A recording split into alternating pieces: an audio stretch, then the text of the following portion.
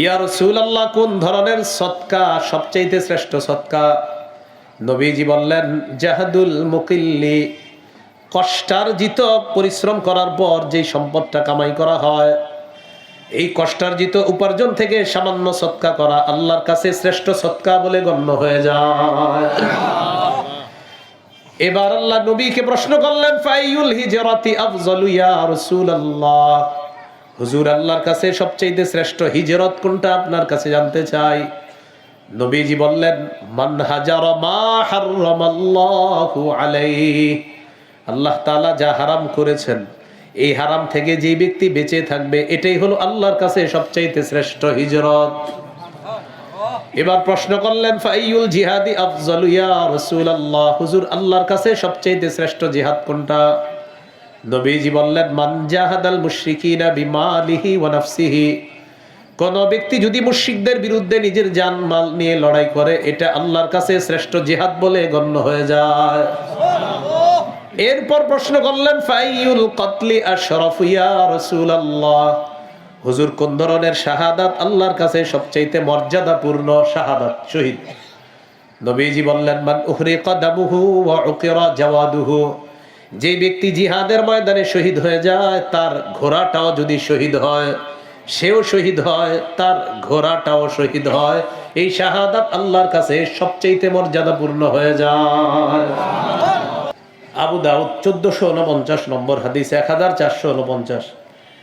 একজন সাহাবী, তার নাম আব্দুল্লাহ ইবনে হুবশিগিল খাসআমি রাদিয়াল্লাহু তাআলা, তিনি বলেন, আন্না রাসূলুল্লাহ সাল্লাল্লাহু আলাইহি ওয়াসাল্লাম সুইলা আইয়ুল আমালি আফজালু ইয়া রাসূলুল্লাহ, নবীজিকে প্রশ্ন করলেন, হুজুর আল্লাহর কাছে কোন আমল সবচেয়ে শ্রেষ্ঠ? ফাকালা রাসূলুল্লাহ সাল্লাল্লাহু আলাইহি ওয়াসাল্লাম তুলুল কিয়াম, লম্বা সময় নামাজের মধ্যে দাঁড়িয়ে থাকা আল্লাহর কাছে সবচেয়ে শ্রেষ্ঠ আমল। লম্বা সময় নামাজে দাঁড়াবেন, এই জন্য জোহরের আগের 4 রাকাত সুন্নত 3.5 মিনিটে শেষ করবেন। মসজিদে গিয়ে ঢুকছে, দুইটা দেখে 2 মিনিট আছে এখনো নামাজের, কয় মিনিট? আল্লাহু আকবার। হে কি আপনি 2 মিনিট আপনি দেখবেন শেষও করবে, সে 2 মিনিটে কমপ্লিট করবে। তাকায় দেখবেন সে 2 মিনিটের মধ্যে পুরো প্যাকেজ কমপ্লিট। আপনি যদি পাশে বসে থাকেন, উনি রুকু থেকে এমন করে দেখবেন না, মানে কি বুঝাইছে জানেন? সুবহানা রব্বিয়াল আযীম, এই পুরা বাক্যে একটু মন দিয়ে বলেন তো, সিন কয়বার পুরা বাক্যে? একবার। সুবহানা রব্বিয়াল আযীম পুরা বাক্যে সিন অক্ষরটা কয়বার? শুরুতেই সুব, এই সি, সিন, সিন, সিন পেশ সু, এতটুকুই, সিন বা পেশ সুব, এই শুধু সুবহানা রব্বিয়াল আযীমে সিন অক্ষর কয়বার? এবার দেখেন, সুবহানা রব্বিয়াল আযীম, সুবহানা রব্বিয়াল আযীম, সুবহানা রব্বিয়াল আযীম। তো উনি পাশে বসা, তা আমি রুকুতে আছি, অর্থাৎ সুবহানা রব্বিয়াল, যেহেতু সু সু সু 3 বার, এর মানে উনি সুবহানা রব্বিয়াল আযীমই 3 বার পড়ছে, কারণ বাক্যে সিন তো একবার, আর উনি সিন পড়ছে 3 বার, তার মানে এই 3 বারের কথাটা উনি কমপ্লিট করে ফেলছে। এইভাবে আপনি আল্লাহর সাথে তামাশা করবেন, নিষেধ। সহিহ বুখারী 757 নম্বর হাদিস। এক সাহাবী নামাজ পড়ছে, নামাজ পড়ার পর নবীজির কাছে আসছে, আসসালামু আলাইকুম, নবী সালামের জবাব দিছে, যাও ইরজি ফাসাল্লি ফাইন্নাকা লাম তুসাল্লি, যাও নামাজ পড়ো, তুমি নামাজ পড়ো নাই। আবার পড়ছে, রাজা ইউসাল্লি কামা কানা সাল্লা, আগে যেভাবে পড়ছে ওইভাবে পড়ছে, আবার আসছে, সালাম দিছে। নবীজি সালামের জবাব নিলেন, জবাব নেওয়ার পর বললেন, ইরজি ফাসাল্লি ফাইন্নাকা লাম তুসাল্লি, যাও নামাজ পড়ো, তুমি নামাজ পড়ো নাই। তিনি আবার গেলেন, আবার নামাজ পড়লেন, নামাজ পড়ে আবার আসলেন, আসার পর নবীজি বললেন, ইরজি ফাসাল্লি ফাইন্নাকা লাম তুসাল্লি, যাও নামাজ পড়ো, তুমি নামাজ পড়ো নাই। এইভাবে 3 বার হয়ে যাওয়ার পর ওই সাহাবী বলে, ওয়াল্লাযী বাআসাকা ফিল হক ওয়াল্লাযী বাআসাকা বিল হক, ওই আল্লাহর কসম যিনি আপনাকে সত্য সহ প্রেরণ করেছেন, মা উহসিনু গায়রি, আল্লাহর কসম এর চেয়ে ভালো আমি আর পারি না, আল্লিমনি, হুজুর আমাকে একটু শিখিয়ে দেন।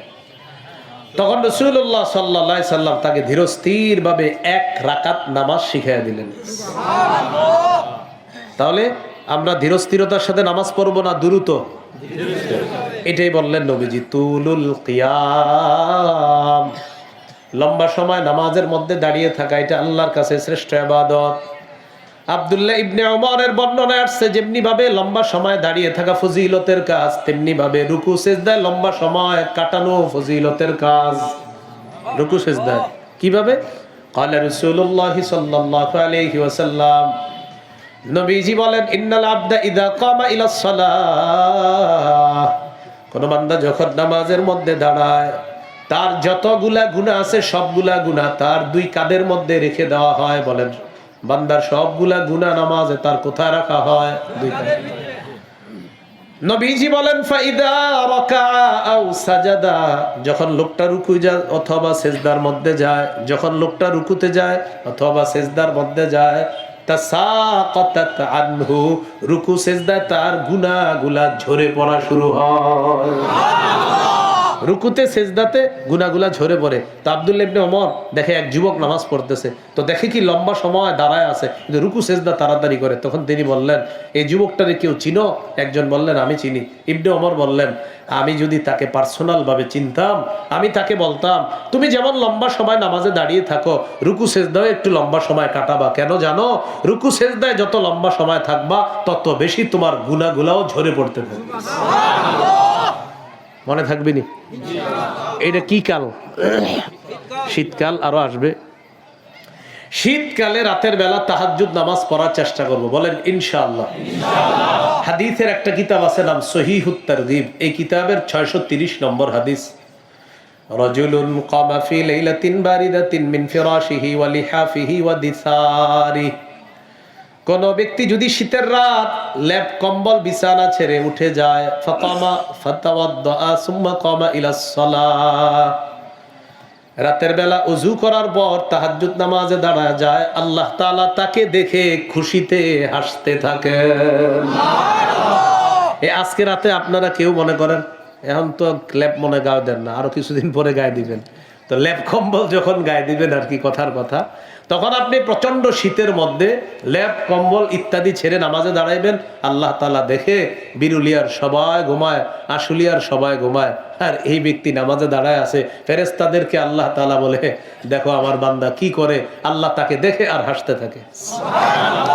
এবার ফেরেশতারে সাক্ষী বানায়, ফেরেশতাদেরকে আল্লাহ তাআলা বলে আচ্ছা মা হামালা আবদি হাদা আলা মা সানা, আমার বান্দা যে নামাজে দাঁড়িয়েছে কেন দাঁড়িয়েছে আল্লাহ তো জানেন।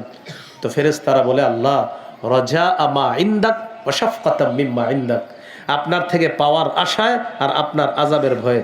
আল্লাহ তাআলা বলেন আ'তাইতুহু মা রাজা, যে আশায় দাঁড়াইলো দিয়ে দিলাম, ওয়া আম্মানতুহু মিম্মা ইয়াখাফ, যে ভয়ে দাঁড়িয়েছে ওই ভয় থেকে নিরাপত্তা দিয়ে দিলাম। মনে আসেনি নবীজিরে প্রশ্ন করছে কোন আমল শ্রেষ্ঠ, নবী বললেন লম্বা সময় নামাজে দাঁড়িয়ে থাকা। আমরা ইনশাআল্লাহ এই শীতে ইবাদতটা করার আমরা চেষ্টা করবো, আল্লাহ তৌফিক দান করেন। যাদের বিবি আছে হাত তোলা লাগবে না, যাদের বিবি আছে শুনেন, মাজমাউজ জাওয়ায়েদ হাদিসের কিতাব 2 নম্বর খণ্ড 258 নম্বর পৃষ্ঠা নবীজি বলেন ওয়াল্লাযী লাহু ইমরাআতুন হাসানাতুন ওয়া ফিরাশুন লাইয়িন, যার সুন্দরী বিবি আছে আর নরম বিছানা আছে, এই ব্যক্তি রাত 3টা-4টা বাজে ঘুম থেকে উঠছে, ওঠার পর দেখে বিবি ঘুমায়, আশেপাশের রুমগুলা সবাই ঘুমায়, এই আশুলিয়া মানুষগুলাও ঘুমাইতেছে। তখন সে চিন্তা করলো আমার আল্লাহ তো ঘুমায় না, লা তাখুযুহু সিনাতু ওয়ালা নাওম, আল্লাহ ঘুমান না, ঘুমানো আল্লাহর জন্য শোভাও পায় না। ইবনে মাজার হাদিস, নবীজি বলেন ইন্নাল্লাহা লা ইয়ানাম ওয়া লা ইয়ানবাগী লাহু আইয়ানামা, আল্লাহ তাআলা ঘুমান না, ঘুমানো আল্লাহর জন্য শোভাও পায় না। তো এই বান্দা দেখে কি তার স্ত্রী ঘুমায়, আশেপাশে সবাই ঘুমায়, সে ওযু করে নামাজে দাঁড়ায় গেছে। নবীজি বলেন এই ব্যক্তি যে নামাজে দাঁড়াইলো আল্লাহ তাআলা তাকে দেখে তাকে ভালোবাসে, তার প্রতি খুশি হয়, তাকে দেখে হাসতে থাকে। তিনটা কথা বলছে, ইউহিব্বু ওয়া ইস্তাবশিরু ওয়া ইয়াদহাকু বলছে, তাকে আল্লাহ ভালোবাসে, তার প্রতি আল্লাহ খুশি হয়, তাকে দেখে আল্লাহ হাসতে থাকে। তো নবীজির প্রশ্ন করলেন হুজুর কোন ইবাদত শ্রেষ্ঠ? নবীজি বললেন লম্বা সময় নামাজে দাঁড়িয়ে থাকা। শাহাদাত নিয়ত আসেনি সবার? শহীদ হওয়ার নিয়ত রাখবেন। এই এলাকা থেকে যদি নিয়ত করেন শহীদ হওয়ার, এই এলাকার নাম হলো নয়াপাড়া আশুলিয়া, হ্যাঁ সাভার ঢাকা। আপনি নয়াপাড়া থেকে নিয়ত করছেন আল্লাহ আপনি যদি কখনো শহীদ হওয়ার সুযোগ করে দেন আমি শহীদ হব আল্লাহ, এরকম পাক্কা নিয়ত করছেন। সহিহ মুসলিমের বর্ণনা 1909 নম্বর হাদিস 1909। قال رسول الله صلى الله عليه وسلم من سأل الله الشهادة بصدق بلغه الله منازل الشهداء وإن مات على فراشه কোন ব্যক্তি যদি দিল থেকে শহীদ হওয়ার নিয়ত করে, সে যদি তার ঘরেও মারা যায়, আল্লাহ তাকে শহীদদের মর্যাদায় পৌঁছায় দিয়েছে। আপনি দিল থেকে নিয়ত করছেন, আপনি আপনার ঘরের বিছানায় মারা গেল, আল্লাহ আপনাকে শাহাদাতের মর্যাদা দিবেন, শহীদদের মাকামে আল্লাহ পৌঁছায় দিবেন। তিরমিজির হাদিস, 1656 নম্বর হাদিস। قال رسول الله صلى الله عليه وسلم لا يكلم أحد في سبيل الله والله أعلم بمن يكلم في سبيله। কোন ব্যক্তি আল্লাহর রাস্তায় আহত হয়েছে, আপনি এই জায়গায় একটু আঘাত পাইছেন, আহত হয়েছেন, ইল্লা জাআ ইয়াউমাল কিয়ামাতি ওয়াল লাউনু লাউনুদ দাম, এই আহত ব্যক্তিটা কিয়ামতের ময়দানে এমন অবস্থায় আসবে, তার রং হবে রক্তের রং। সুবহানাল্লাহ। ওয়ার রিহু রিহুল মিস, তার শরীর থেকে মেশক আম্বরের ঘ্রাণ বের হবে। সুবহানাল্লাহ। মনে থাকবে নি? তিরমিজির বর্ণনা, 1661 নম্বর হাদিস, 1661। এই হাদিসে আসছে, قال رسول الله صلى الله عليه وسلم ما من أحد من أهل الجنة يسره أن يرجع إلى الدنيا غير الشهيد। সুবহানাল্লাহ পড়েন, পরে বলুন সুবহানাল্লাহ। জান্নাতে যারা থাকবে তারা কেউ দুনিয়াতে আসতে চাইবে না, শুধু শহীদ দুনিয়াতে আসতে চাইবে। বলেন তো ভাই, জান্নাতীদের মধ্যে কারা দুনিয়াতে আসতে চাইবে? শহীদ। সবাই বলেন কেন? আরো সুন্দর করে বলেন কেন? নবীজি বলেন, শহীদ আল্লাহর কাছে যে পুরস্কার পাইছে, এই পুরস্কার পেয়ে সে এত খুশি, এত খুশি, তো নবীজি বলেন ইয়াকুলু, সে দুনিয়াতে এসে এটা বলতে চাবে, হাত্তা উকতালা আশার মাররাত মিম্মা ইয়ারা মিম্মা আতাহুল্লাহু মিনাল কারামা। আল্লাহ তাকে যে সম্মান আর মর্যাদা দিছে, এটা দেখার কারণে তার মন চাইবে আমি দুনিয়াতে আবার যাব, আবার শহীদ হব, আবার আল্লাহর কাছে এই পুরস্কার নিব, আবার যাব, আবার শহীদ হব, আবার এই পুরস্কার নিব, আমি আবার যাব, আবার শহীদ হব। কমপক্ষে আমাকে যদি 10-12 শহীদ করা হয়, তাও আমি রাজি আছি এই পুরস্কার পাওয়ার জন্য। তাহলে কুইজ বলেন, জান্নাতের কেউ দুনিয়াতে আসতে চাইবে না, কে চাইবে? শহীদ চাইবে। সহিহ বুখারীর বর্ণনা, 2797 নম্বর হাদিস, 2797 নম্বর হাদিস। قال رسول الله صلى الله عليه وسلم والذي نفسي بيده لوددت أن أقتل في سبيل الله ثم أحيا ثم أقتل ثم أحيا ثم أقتل ثم أحيا ثم أقتل। নবীজি বলেন, আল্লাহর কসম, আমার মন চায় আমি শহীদ হয়ে যাই, আবার আমাকে জিন্দা করা হবে, আবার আমাকে শহীদ করা হবে, আবার আমাকে জিন্দা করা হবে, আবার আমাকে শহীদ করা হবে, আবার আমাকে জিন্দা করা হবে। হাদিস দ্বারা বোঝা যায় আল্লাহ নবী চায় আমাকে যতবার শহীদ করা হয়, আমি চাই আবার জিন্দা করা হোক, আবার আমাকে শহীদ করা হোক। সুবহানাল্লাহ। নবীজির কামনা, তামান্না। শহীদ হওয়ার নিয়ত আসেনি সবার? তাহলে জিহাদের ময়দান, জিহাদ, শহীদ, জিহাদের ময়দান, জিহাদ, শহীদ। তিরমিজির একটা হাদিস শোনেন, 1663 নম্বর হাদিস। قال رسول الله صلى الله عليه وسلم للشهيد عند الله 6 خصال। আল্লাহর কাছে শহীদের স্পেশাল 6টা পুরস্কার আছে। 1 নাম্বার, ইউগফারু লাহু ফি আউয়ালি দাফাতিন ওয়া ইউরা মাকাদুহু মিনাল জান্নাহ। তাকান, শহীদের শরীর থেকে রক্তের প্রথম ফোঁটাটা পড়তেছে, একদিক দিয়ে ফোঁটা পড়ে, অপর দিক দিয়ে তার আগের সব গুনাহ মাফ, আর ওই মুহূর্তেই জান্নাতটা তাকে দেখানো হয়। প্রথম ফোঁটাটা পড়তেছে, ইউগফারু লাহু ফি আউয়ালি দাফাতিন ওয়া ইউরা মাকাদুহু মিনাল জান্নাহ, তার ফোঁটা পড়তেছে, গুনাহ মাফ হয়ে গেছে অলরেডি, আর জান্নাতের আসনটা তাকে দেখানো হচ্ছে, এই যে তুমি শহীদ হচ্ছ না, এখানে থাকবা, এখানে থাকবা। এক নাম্বার। 2 নাম্বার, ওয়ায়ুজারু মিন আযাবিল কবরি, তাকে আমরা যে কবরে দাফন করব, এই কবরের আযাব নিয়ে তার কোনো টেনশন নাই, অলরেডি তাকে সেখান থেকে আযাব থেকে নিরাপত্তা দেওয়া হয়ে গেছে। সুবহানাল্লাহ।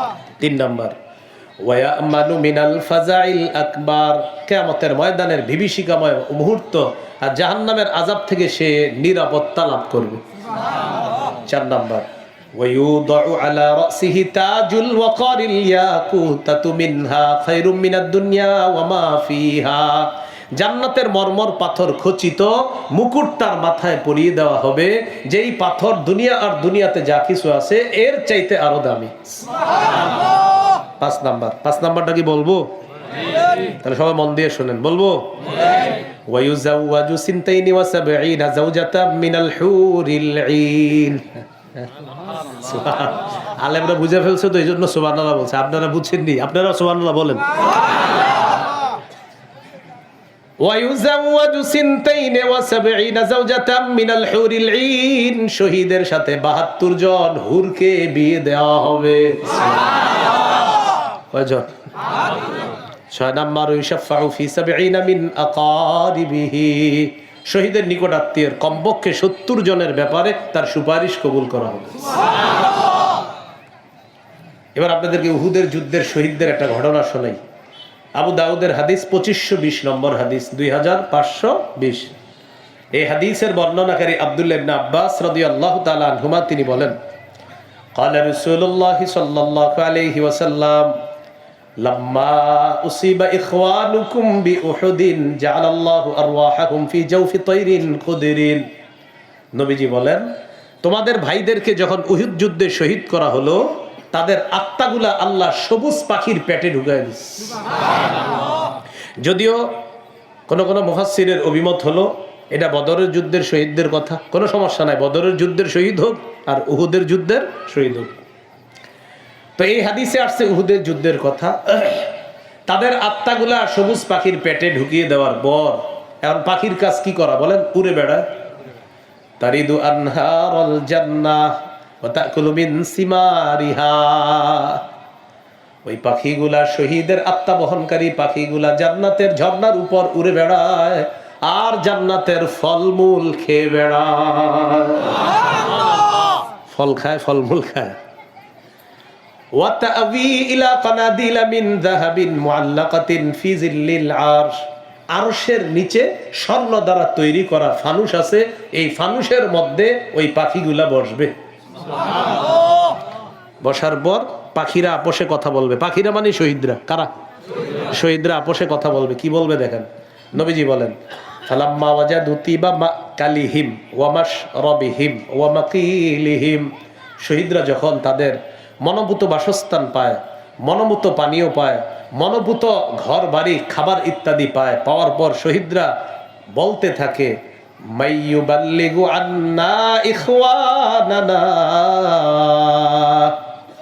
আন্না নুরজাকু ওয়া ফি রিওয়ায়াতিন নাহনু নুরজাক। আচ্ছা, আমরা যে এত আনন্দের মধ্যে আছি, আমাদের দুনিয়ার যে ভাইয়েরা আছে, আমাদের এই আনন্দের কথাগুলা যে আমাদেরকে আল্লাহ রিজিক দেয়, রিজিকের ব্যবস্থা হচ্ছে, এই খুশির কথাগুলা কে জানায়া দিবে দুনিয়ার মানুষগুলাকে? জান্নাতে বসে বসে তারা আলাপচারিতা আছে। তো এই কথা শহীদরা বলার পর আল্লাহ তাআলা বলেন, উবাল্লিগুহুম আনকুম, আমি আল্লাহ তোমাদের ব্যাপারটা দুনিয়াবাসীকে জানায়া দিব। তখন আল্লাহ তাআলা সূরা আলী ইমরানের 169 নম্বর আয়াত নাযিল করছে। কোন সূরা? কত নম্বর আয়াত? 169। আল্লাহ তাআলা বলেন, ওয়ালা তাহসাবান্নাল্লাযীনা কুতিলু ফী সাবিলিল্লাহি আমওয়াতা বাল আহইয়াউন ইনদা রাব্বিহিম ইউরযাকুন।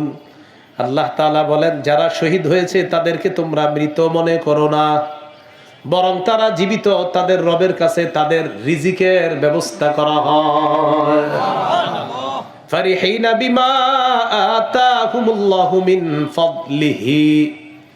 আল্লাহ তাআলার অনুগ্রহ নিয়ে তারা খুশি, তারা উল্লাসিত, তারা আনন্দিত। আল্লাহ তাআলা তাদেরকে যে নিয়ামত দান করেছেন, এই নিয়ামত পেয়ে শহীদরা উল্লাসিত, শহীদরা আনন্দিত। তাহলে বলেন, শহীদদের মতো এই আনন্দ আমাদের দরকার আছে না নাই? এই জন্য শহীদ হওয়ার তামান্না থাকা। তাহলে জিহাদের ময়দান, জিহাদ আর হলো শহীদ। এবার জিহাদের ময়দানের জন্য একজন আমির লাগে। কি লাগে? আমির লাগে। এরকম একজন যোগ্য আমিরের জন্য আল্লাহর কাছে দোয়া করা। ওই যে এই জন্য শাসকের দোয়া করা। তো এখন যিনি আমির হবেন, যিনি শাসক হবেন বা যিনি দায়িত্বশীল হন, তার আনুগত্য করা। তার আনুগত্য করার ক্ষেত্রে আবার শর্ত আছে।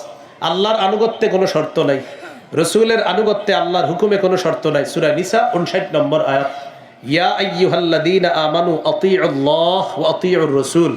হে ইমানদারগণ, আল্লাহর আনুগত্য করো, রসুলের আনুগত্য করো। আল্লাহর আনুগত্য নিঃশর্ত ভাবে,